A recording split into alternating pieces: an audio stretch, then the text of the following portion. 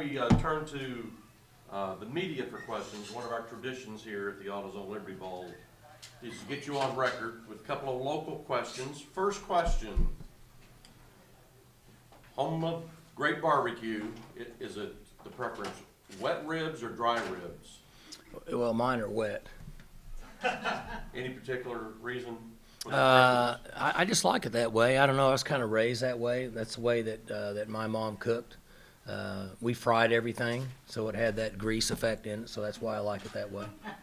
Elvis, young Elvis, old Elvis. Young Elvis. In fact, my wife went down there yesterday.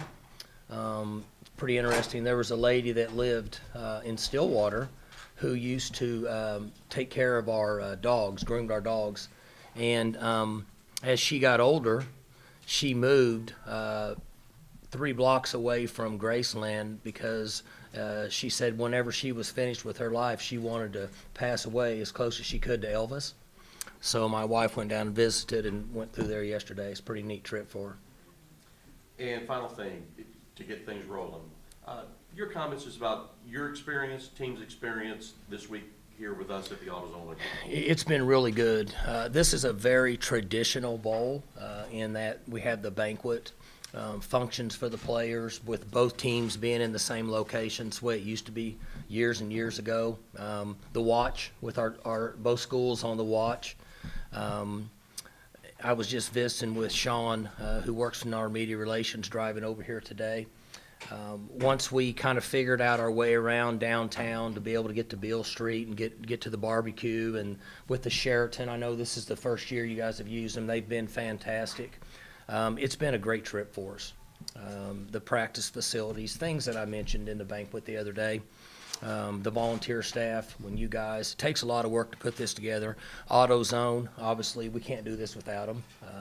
And essentially what they do is they provide memories for your team and families and children forever. Not just a game, but 6 or 7 days worth of memories.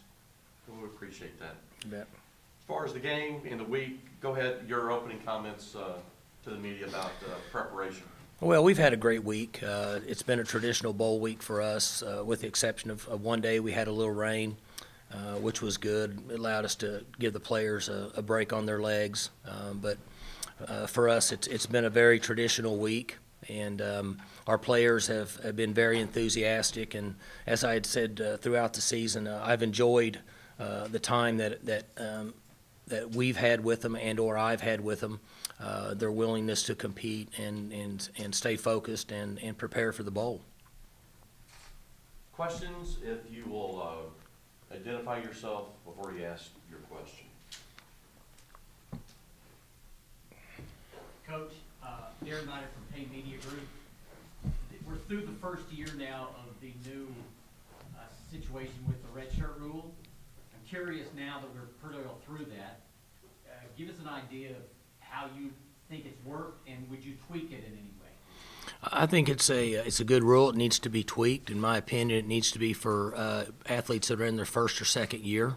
I think when you push it past that, then you get into for lack of a better term, Plan B in the old NFL, where you can pick guys up and guys can leave and play. I don't believe in that. I think there needs to be more loyalty to the organization. But I think it has been good. It saves legs on players. We're at 85 scholarships. In my opinion, we should be at 95 based on the way the game's played. There's so many more plays in a game than there were even 10 years ago. If you're not going to add scholarships, then we need to increase the availability we have of players in games. I don't know why you just don't have 5 years of eligibility, to be honest with you. But I'll take the 4, but it needs to be tweaked. Edward Butler, Candidate News in Columbia. Last time you played Missouri in a bowl game, Gary Pinkel was the head coach. What have you seen similar and different between a Gary Pinkel Missouri team and a Barry Odom team on tape? There's a lot of similarities athletically. Coach always had really good inside guys that were undersized and played really hard. In fact, some of them are, I think, still playing in the league today. Had pass rushers on the edge. We're very well coached, and I see that with Coach Odom and his team. They've implemented a really good offensive scheme. Their quarterback's a really good player. Could very well be the first quarterback taken in the draft. So you're seeing a team that's matured. It looks like they're starting to adapt to his style and his philosophies. It takes a few years to get going as a head coach. So there's some similarities there. Coach Pinkel was a heck of a football coach. He had a lot of success at Toledo and came into Missouri and had really, really good football teams. So it's a different look offensively a little bit, but athletically and the way they play, very similar. Coach, Peter Ball at the Kansas City Star. You guys have gone up against some really good quarterbacks this year, like Will Greer, Kyler Murray. How does that kind of help you prepare for going up against a quarterback like Drew Lock? They're all different. Obviously with Kyler's ability to play the game the way he plays, and Will Greer's would be more like this one. In that they have the ability to run a little bit and move around and make a play. Not going to do it a lot. They want to do it inside the 12-yard line. So you have to plan for each one of them differently. But he's a really good player and probably going to play this game for another 10 or 12 years. Steve Gardy, Associated Press. I just want to kind of thought about where your rushing attack is at right now without Dylan Williams. How's the guys filling in and kind of looking fresh? Well, Chuba's done a good job, and obviously when you don't, when we lost Justice, is that what you were talking about? Yeah. He's a fantastic player. He's a guy that's good enough to play in the NFL, and he's not with you, then you're certainly not going to be as good at rushing the football as you were if he were here. But Chuba and LD have stepped up, and they're the guys that are in our program now. We're coaching them, and we have confidence in their ability to rush the football.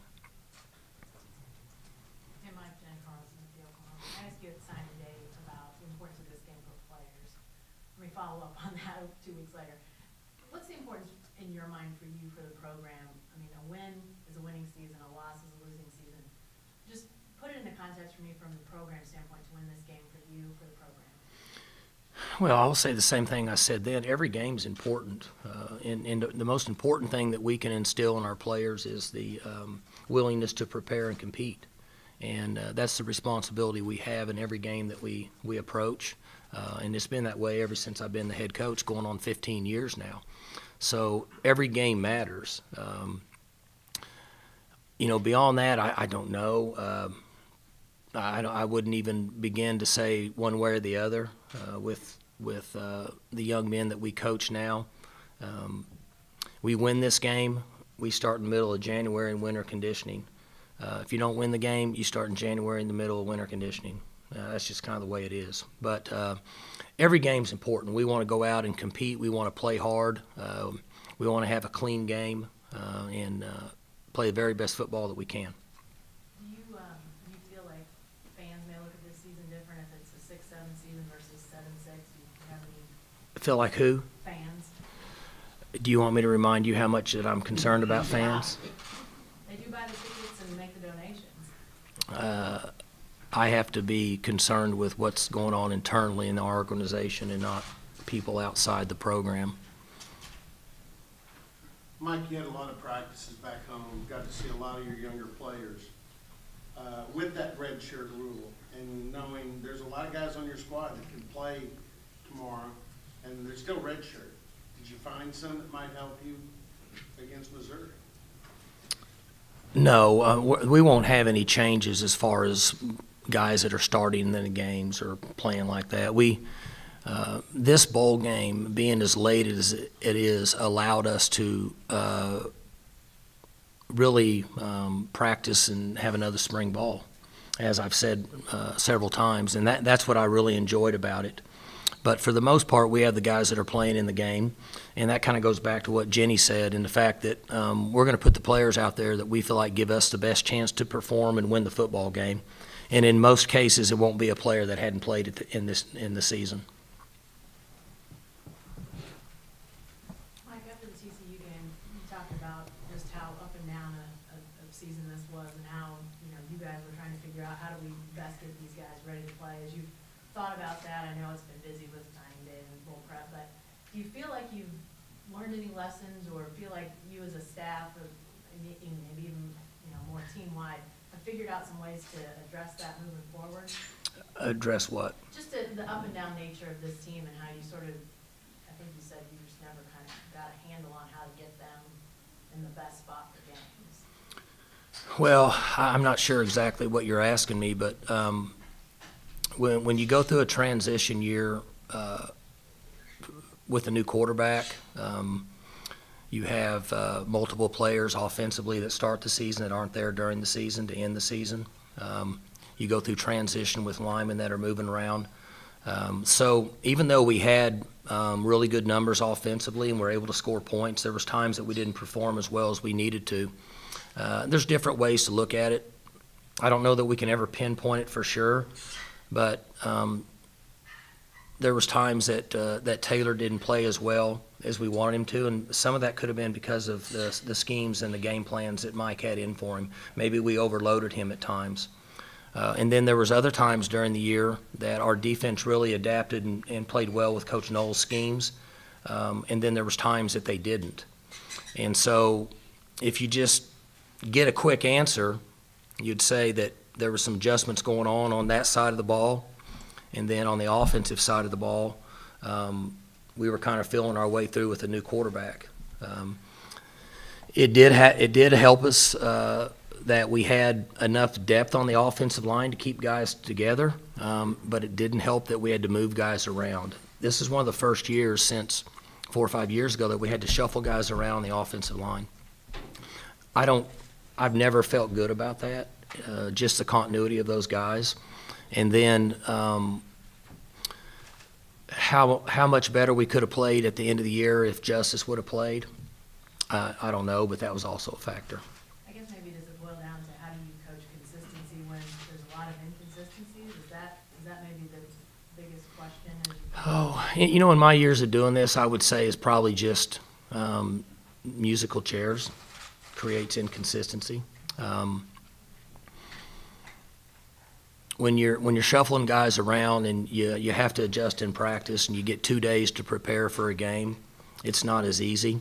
We had been fortunate over the last 2.5 years. Last time we had to do that's when we lost Mason for the Sugar Bowl. And, you know, you just don't play very well when you're trying to get other guys ready and then you put another guy in. So I would say that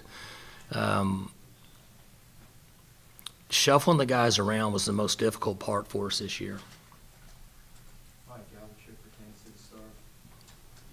Barry Odom was recruited by Oklahoma State when he was in high school, I believe, when you were an assistant. Do you remember him at all as a prospect and as a high school recruit? I remember him coming out then. Most of the players from in that area went to Oklahoma. In fact, they all went to the camps. I think that that he went to Oklahoma's camp. I don't think he ever came to our camp. I can't remember.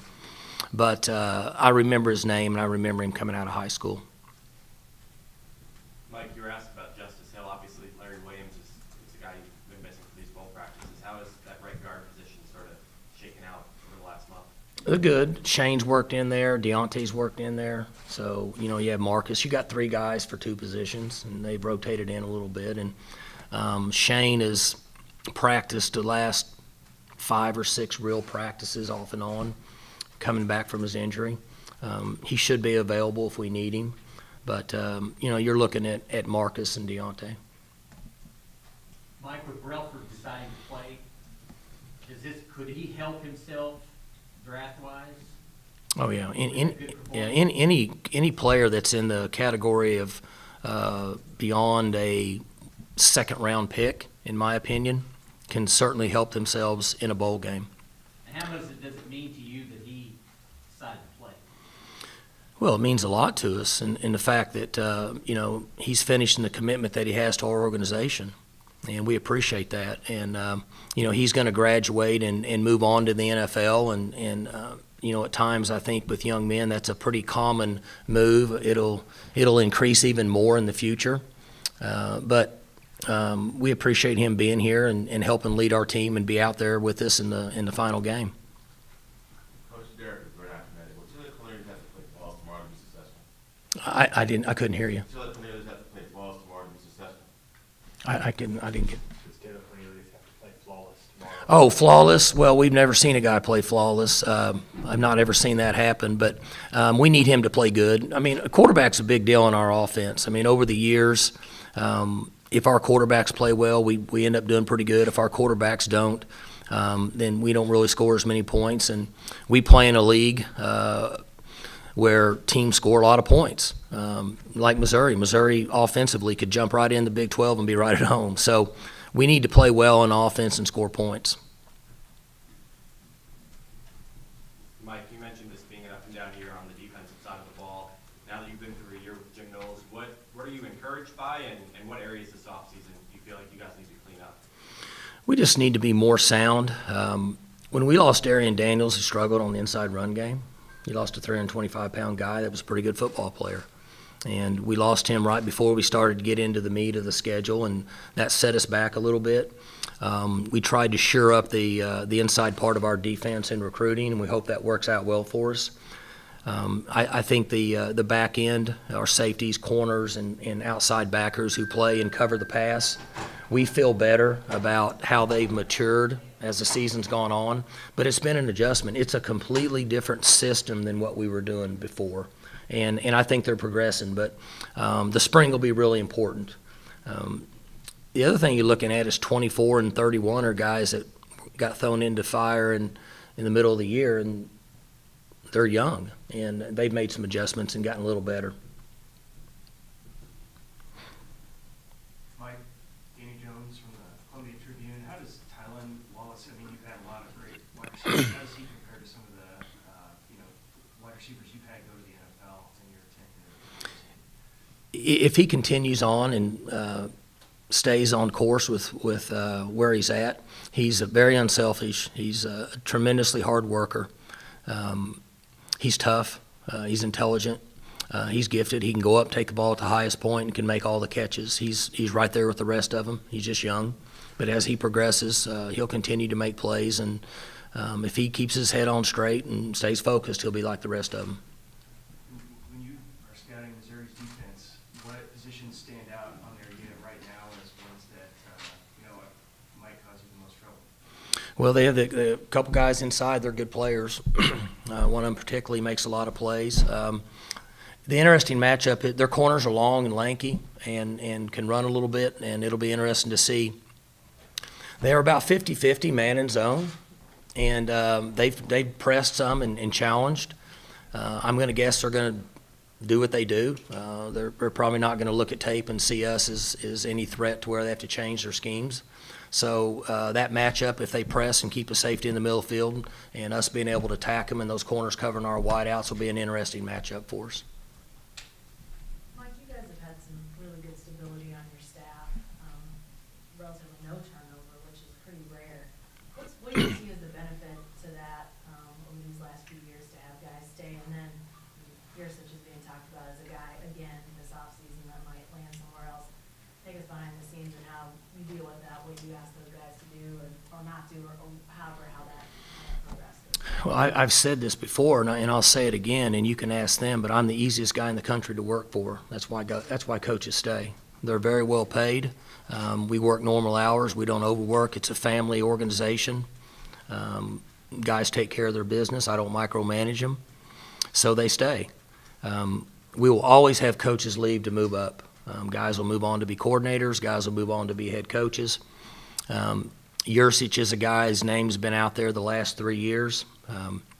Interesting how some of the fans, people abuse on him, but everybody else in the country wants him. Pretty interesting concept. But at some point, Mike's going to move on. I told you guys last year during bowl prep that I wouldn't be shocked if Mike's not a head coach or moves on to the, he's had interest from the NFL. There's the NFL teams that have called about him, and as the NFL starts to migrate towards college football on offense. So at some point he's going to move on. He's, 41 or 42, or I don't know how old he is right now, but he's at a point in his career that could happen. We would love to keep him here. We're not going to be able to pay what other schools will potentially offer him. So if he ever gets a run to be a coordinator at all the schools that are interested in him, or maybe move on to the NFL, that's probably going to be his next move versus you just call it like it is. Some of the other head coaching jobs you get at levels that are lower pay about a third or a fourth of what these guys are making as coordinators. So we hope to keep him as long as we can, but at some point he'll move on, and if he does, we wish him the best. He's been very loyal and been great to the program. As far as how we handle that with the coaches, I think Mark asked me that a couple weeks ago or something. I tell my coaches if they want to talk to any school, any NFL team, any high school team, whatever, they're good. They can do that. They don't even have to ask for my permission, because why do I need to give them my permission? We live in a time where everybody has a cell phone. Coaches are out recruiting. They can meet anywhere they want. That's just a waste of time. If they come to me and say, I want to take this job, well, then I'll talk to them, have conversation. But otherwise, I tell them, I don't need to know what's going on out there. I just need you to be loyal, work hard, and continue to recruit for Oklahoma State. You mentioned Mike Gundy and the fact that you've been loyal. I think this is year 6 for him. You went and got him from a lower division. When you think about that decision and where you are now, the guy that's been around, helped to continue to develop, I can't imagine that decision could have gone any better for you guys. No, we had a home run with Mike. And I mentioned to you guys, I don't know, how many years has he been with me now? 6, 7? Since 2013. We went and got him because I felt like that if we would have went and got a named guy in 2 years, he'd have left again. Because that's what was happening to us. Was we bring a guy in, we average 50 points a game, and the guy leaves. Bring a guy in, you average 50 points a game, the guy leaves. So I was tired of dealing with that, and so I said, surely they won't want a guy from Shippensburg for a few years. And honestly, it worked out great. It's worked out really good for Mike, and it's worked out really good for us. And maybe he's here with us next year. Maybe he's not. But either way, we'll go get another one and keep going. You mentioned that you didn't like finding another guy. Mm-hmm. Was that the biggest thing in the consistency, that you just don't have to mess with it? Or are there some other benefits that to have, Hammersmith or Dunn or whoever you want to say be there for 6, 8, however long? I mean, the benefits to the program that you feel like are out there with those You talking about other than the guys that are staying? Yeah, just Well, yeah, have that the continuity is huge. Okay. I mean, I guess I can freely say this now. It's like if you look around the country, that athletic directors who have said, we've had a couple bad years, but I'm staying with this head coach. I'm going to do it. And then they end up doing pretty good. They made a much better choice, because in a smaller scale, when you make a change, you're changing a lot.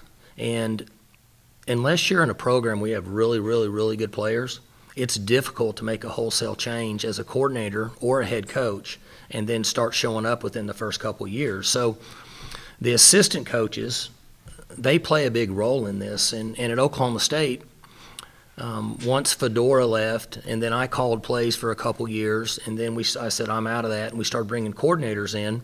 When we bring those guys in, for the most part, they adapt to our terminology. And that consistency has helped our team, in our opinion. Well, it's the same with assistant coaches, with Dunn, who I think's been with me 8 or 9 years, and the other guys, from the standpoint that unless there's just a really, really good reason to make a change, the continuity is important. Forget football in recruiting. I mean, it's hard enough to recruit anyway, much less put a guy in an area or going after players that he's somewhat uncomfortable with because he hasn't been in that area, preferably or like for us in Texas. So all those things tie in. It's a pretty big picture. Coach Heather with Fox 23 in Tulsa. You guys come into this game and not the favorite in it. You had quite a bit of good upset wins this season. Do you like that mentality of being, quote unquote, the underdog? Oh, I wish we were a 20-point favorite. But our preparation is the same. Missouri's a really good team. Could be the best team we've played overall as a balanced football team. They're good all over the board. And when you have a quarterback that's potentially the first player taken in the draft at that position, you're a really good team. They're solid.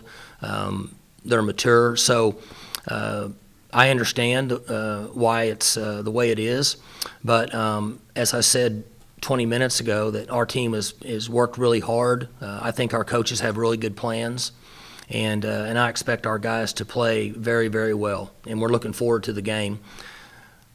I don't know that anybody ever really talks about the underdog much. I don't, but maybe the players feel that because I'm sure they're all on social media and they're out there and they know what's going on. Probably takes care of itself. Does it help them get up for this game a little more? You know, you would have to ask them that. With young people now and just a different perspective on life and things, I'm not sure. I would just say that, to go back to what I was saying earlier with Jenny, we have stressed the importance of every game we play. And as soon as we accepted the bid to play in the AutoZone Liberty Bowl, the first meeting we had was, we get an opportunity to have 16 practices, and you have a responsibility to get your butt ready to play. And that's what we're doing. You're representing Oklahoma State, and you're representing the Big 12. And our players have prepared that way, so I expect them to play very well.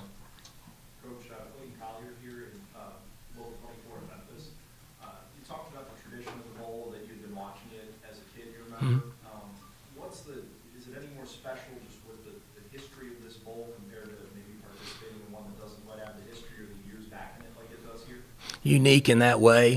What I remember is being a kid, little, and the game was on, and I remember my mom and dad talking about Bear Bryant coaching in it, and you know, I was young. I didn't know who Bear Bryant was, but I remember them talking about that, and then just the history of the Liberty Bowl. I think it's cool that AutoZone has their name there, but the Liberty Bowl has kept their name. I think that's pretty cool, in my opinion, and the tradition that they have here in this bowl and the history is unique, and I think that's special. Has Josh Henson been able to give you any insight on what Missouri does, or has that terminology and everything changed that much since he left? There's nothing there that he can help with. They've had 2 coordinators since then, I think, and so Josh has his hands full just getting his guys to do the right thing, to be honest with you. But there's not much there. Players change, you know, even if there were players that are on the team that maybe he was there and he knew 2-3 years later, they're so much different, so not really. Mike, I think there's a chance of rain tomorrow, maybe on that game time, but you said there was rain one day you practiced. Is that almost a good thing, or how do you prepare any different for a chance of rain? Yeah, well, you don't do anything. You know what's funny? We used to have to concern ourselves with that because Mason, you know, Mason at times struggled a little bit because his hands are really small. But Taylor's thrown the ball well when we practiced in rain. Control what we can control, as you know. Can't do anything about it, but no, it doesn't change our preparation.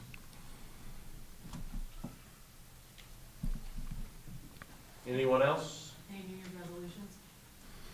New Year's resolution? Let's think about that. Well, Let's not be too serious. well, I don't smoke. Let's see. I don't drink tall boys. Maybe you should start. No doubt. To go along with the article that I think you're writing, there's times this year that I went straight to the whiskey. I didn't even go to the call boy. So, no, I love my players. They're good. But anyway, for me, I think to be the best person that I can be and provide for our team and make sure that the 200 people in our organization, players, coaches, administrators, families, have the best experience they can have. And hopefully we can instill in our players every year the importance of what it takes to be in our Cowboy culture, to graduate from Oklahoma State, to be productive and go out in the world and take care of yourself, be a man. You know, if you choose to marry and have a family, take care of your wife, take care of your kids, get a job, work your ass off, and be a productive citizen. That's more important to me than a lot of things. Not to discredit, we want to go out there and play our butt off and have a heck of a game tomorrow. Any other questions? We good? Thank you. All right, thank you all. We're going to do a quick photo op with